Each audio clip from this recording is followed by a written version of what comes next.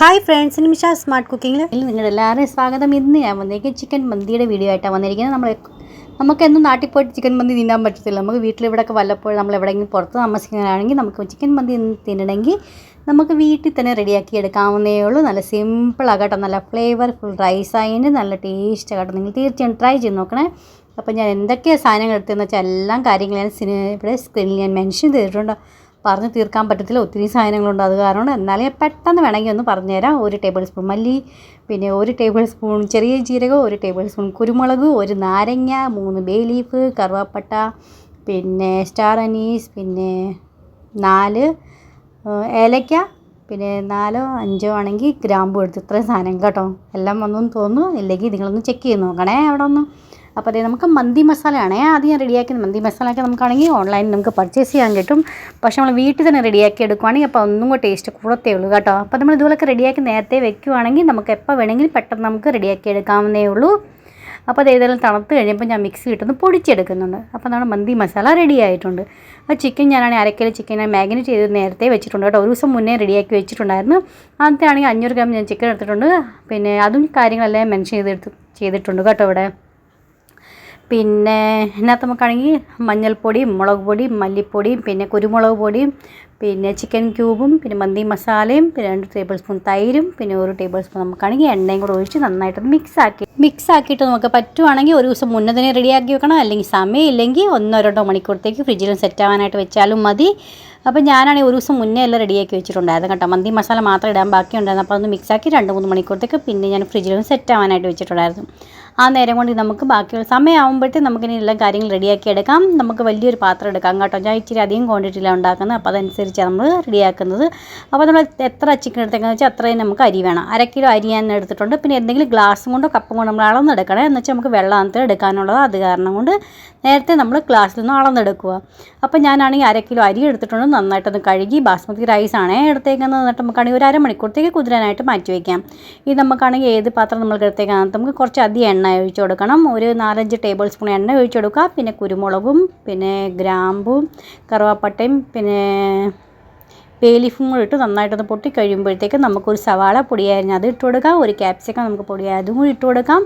3 പച്ചമുളക് നടുകെ കീറി അതും കൂടി ഇട്ട് കൊടുക്കാം. എല്ലാവരും ഉണ്ടാക്കുന്ന രീതിയിൽ തമ്മിൽ വ്യത്യാസങ്ങളുണ്ട് കേട്ടോ. പക്ഷേ ഞാൻ ഉണ്ടാക്കുന്ന രീതി നിങ്ങളൊന്ന് ട്രൈ ചെയ്ത് നോക്കാം. നിങ്ങൾക്ക് എല്ലാവർക്കും തീർച്ചയായിട്ടും ഇഷ്ടപ്പെടും. പിന്നെ നമുക്കാണെങ്കിൽ ഇതിനകത്ത് 1 ടേബിൾ സ്പൂൺ ജിഞ്ചർ ഗാർലിക് പേസ്റ്റും കൂടി ഇട്ട് കൊടുക്കണം. നന്നായിട്ട് ഇതെല്ലാം മിക്സാക്കി കൊടുക്കാം. ഇനി നമുക്കകത്താണെങ്കിൽ ചിക്കൻ സ്റ്റോക്ക് നമുക്ക് അല്ലെങ്കിൽ മാഗി ക്യൂബ് നമുക്കകത്ത് 2 എണ്ണം ഇട്ട് കൊടുക്കാം. ഞാനകത്ത് ഉപ്പ് ഇടുന്നില്ല കേട്ടോ. എന്ന് വെച്ചാണെങ്കിൽ ഇതിനകത്ത് ഉപ്പ് ആവശ്യമുള്ള അധികം ഉണ്ട് ക്വാണ്ടിറ്റി. ഇപ്പം ലാസ്റ്റ് നമുക്ക് വേണമെങ്കിൽ നോക്കിയിട്ട് ഉപ്പ് ഇട്ട് കൊടുത്താൽ മതി കേട്ടോ. അല്ലെങ്കിൽ ഒരു നിർബന്ധം ഞാൻ ഇട്ട് കൊടുത്തില്ല. എനിക്ക് ആവശ്യമുള്ള ഉപ്പ് ഉണ്ടായിരുന്നു കേട്ടോ. അതുകൊണ്ട് ഇട്ട് കൊടുത്തിട്ടില്ല ഞാൻ. അപ്പോൾ ഇത് നന്നായിട്ട് മിക്സ് ആക്കിയതിന് ശേഷം 1 ടേബിൾ സ്പൂൺ നമുക്കാണെങ്കിൽ മുളക് പൊടിയും കൂടി ഇട്ട് കൊടുക്കാം. പിന്നെ 2 ടേബിൾ സ്പൂൺ നമുക്കാണെങ്കിൽ മന്തി മസാല നമ്മൾ റെഡിയാക്കി വെച്ചേക്കുന്നില്ല അതും അകത്തൊന്ന് ഇട്ട് കൊടുക്കാം. നന്നായിട്ടൊന്ന് മിക്സ് ആക്കിയതിന് ശേഷം നമുക്കകത്ത് വെള്ളം ഒഴിച്ച് കൊടുക്കാം. അപ്പോൾ 1 കപ്പ് അരിക്ക് 1.5 കപ്പ് വെള്ളം അങ്ങനെ വേണം. ടോട്ടൽ 4 കപ്പ് വെള്ളമാണ്. ഞാൻ എടുത്ത് 2.5 കപ്പ് അരിയല്ലേ എടുത്തേക്കുന്നത്. അപ്പോൾ 4 കപ്പ് വെള്ളം ഒഴിച്ച് കൊടുത്തിട്ടുണ്ട്. നമുക്ക് അരമുറി നാരങ്ങ നീരകത്ത് ഇട്ട് കൊടുക്കാം. പിന്നെ ഡ്രൈ ലെമൺ 2 നമുക്കകത്ത് ഇട്ട് കൊടുക്കാം. ഇത് നമുക്ക് ഇട്ടിട്ട് ഒരു തള വരുന്നിട്ട് നമുക്കൊന്ന് വെയിറ്റ് ചെയ്യാം. ഇപ്പോൾ നോക്കണേ ഉപ്പൊക്കെ പാകത്തിനുണ്ടോ ഇല്ലയെന്ന്. ഇല്ലെങ്കിൽ ഇച്ചിരി ഇട്ട് കൊടുക്കണം. എനിക്ക് ഉപ്പം പാകത്തിനുണ്ടായിരുന്നു. ഉപ്പൊക്കെ അത് കാരണം ഇട്ട് കൊടുത്തിട്ടില്ല. അരി നമുക്ക് എത്ര വെള്ളമുള്ളതെന്ന് വെച്ചാൽ അതെല്ലാം എക്സ്ട്രാ മാറ്റണം കേട്ടോ. എന്ന് വെച്ചാൽ നമുക്ക് ഇതിനകത്ത് തന്നെ വറ്റിച്ചെടുക്കാനുള്ള ചോറായത്. നമ്മളധികം അരിക്കകത്ത് വെള്ളം ഉണ്ടെങ്കിൽ പിന്നെ ആണെങ്കിൽ കുഴഞ്ഞു പോകും കേട്ടോ. അത് കാരണം കൊണ്ടാണ് പറഞ്ഞത് എക്സ്ട്രാ വെള്ളമെല്ലാം കളഞ്ഞതിന് ശേഷം വേണം ഇട്ട് കൊടുക്കാനായിട്ട്. അപ്പോൾ അതായത് ഒരു 5-10 മിനിറ്റത്തേക്ക് ഹൈ ഫ്ലെയിം വെച്ച് കൊടുക്കുക. ഒരു തള വന്നു കഴിയുമ്പോൾ നന്നായിട്ട് വറ്റി തുടങ്ങുമ്പോഴത്തേക്ക് ലോ ഫ്ലെയിം വെച്ചിട്ട് ഒരു 5 മിനിറ്റ് കൊണ്ട് വേവിച്ചെടുക്കാം. ഇതുപോലെ ഡ്രൈ ആയി കഴിയുമ്പോൾ ഗ്യാസിൻ്റെ ഫ്ലെയിം ഓഫ് ചെയ്യാം. ഇനി നമുക്ക് അടയ്ക്കണം കേട്ടോ. ഒത്തിരി ഞാൻ നിങ്ങളെ കാണിക്കാൻ വേണ്ടി മാത്രം ജസ്റ്റ് ഇളക്കി കാണിച്ചതേ ഉള്ളൂ. വെള്ളം ഇല്ലെന്ന് ഉറപ്പ് വരുത്തിയതിന് ശേഷം നമുക്ക് ഇതൊന്ന് അടച്ചേക്കാം. ഗ്യാസിൻ്റെ ഫ്ലെയിം ഓഫ് ചെയ്തേക്കുവാണേ ഞാൻ എപ്പോഴും പറയുന്നുണ്ട്. പിന്നെ ഒരു 15 മിനിറ്റേക്ക് നമുക്കൊന്ന് റെസ്റ്റ് ചെയ്യാൻ വെക്കാം. ആ നേരം കൊണ്ട് ചിക്കനൊക്കെ ഞാനാണെങ്കിൽ എയർ ഫ്രയറിൽ വറുത്തെടുത്തിട്ടുണ്ട് കേട്ടോ. നിങ്ങൾക്ക് വേണമെങ്കിൽ കടായിൽ എണ്ണ ഒഴിച്ചിട്ട് തിരിച്ചു മറിച്ചിട്ട് ഫ്രൈ ചെയ്തെടുക്കാവുന്നേ ഉള്ളൂ. അപ്പോൾ ചിക്കനൊക്കെ റെഡി ആയിട്ടുണ്ട്. പിന്നെ ആണെങ്കിൽ ചാർക്കോൾ ഞാൻ ഒന്ന് നന്നായിട്ടൊന്ന് ചൂടാക്കി എടുത്തിട്ടുണ്ട്.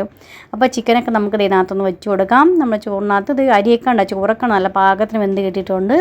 ഇനി നമുക്കാണെങ്കിൽ ചാർക്കോൾ ഇതിനകത്ത് വെച്ചിട്ട് ഇന്നത്തെ ഇതിൻ്റെ മേളിൽ നമുക്ക് ബട്ടറോ അല്ലെങ്കിൽ നെയ്യ് ഇതുപോലെ ഒന്ന് ഒഴിച്ച് കൊടുത്താൽ മതി 1 ടീസ്പൂൺ. എന്നിട്ട് നമുക്ക് അടച്ചിട്ടാണെങ്കിൽ ഒരു 10-15 മിനിറ്റത്തേക്ക് നമുക്കൊന്ന് അടച്ച് വെച്ചേക്കാം കേട്ടോ. നല്ലൊരു സ്മോക്കി ഫ്ലേവർ കിട്ടാനാണ് നമ്മളിങ്ങനെ ചെയ്യുന്നത്. എന്നിട്ട് അതിന് ശേഷം ഒരു 15 മിനിറ്റ് കഴിയുമ്പോൾ നമുക്കിത് സെർവ് ചെയ്യാവുന്നേ ഉള്ളൂ. നല്ല അടിപൊളിയാട്ടോ. തീർച്ചയായും ട്രൈ ചെയ്ത് നോക്കിയിട്ട് നിങ്ങൾക്ക് എങ്ങനെ ഇഷ്ടപ്പെട്ടോ ഇല്ലയെന്ന് അറിയിക്കണേ. ഇഷ്ടപ്പെട്ടെങ്കിൽ പറയുന്നതുകൊണ്ട് ലൈക്ക് ചെയ്യാനും ഷെയർ ചെയ്യാനും സബ്സ്ക്രൈബ് ചെയ്യാനും മറന്നു പോലെ. നാളെ എന്തൊക്കെയാണ് വീഡിയോസ് കാണാൻ താല്പര്യമെന്ന് വെച്ചാൽ എന്നെ അറിയിക്കാൻ ഞാൻ കൊണ്ടുവരുന്നതായിരിക്കും. നെക്സ്റ്റ് ഒരു വീഡിയോ ആയിട്ട് വീണ്ടും കാണാം. Bye friends, thanks for watching and take care.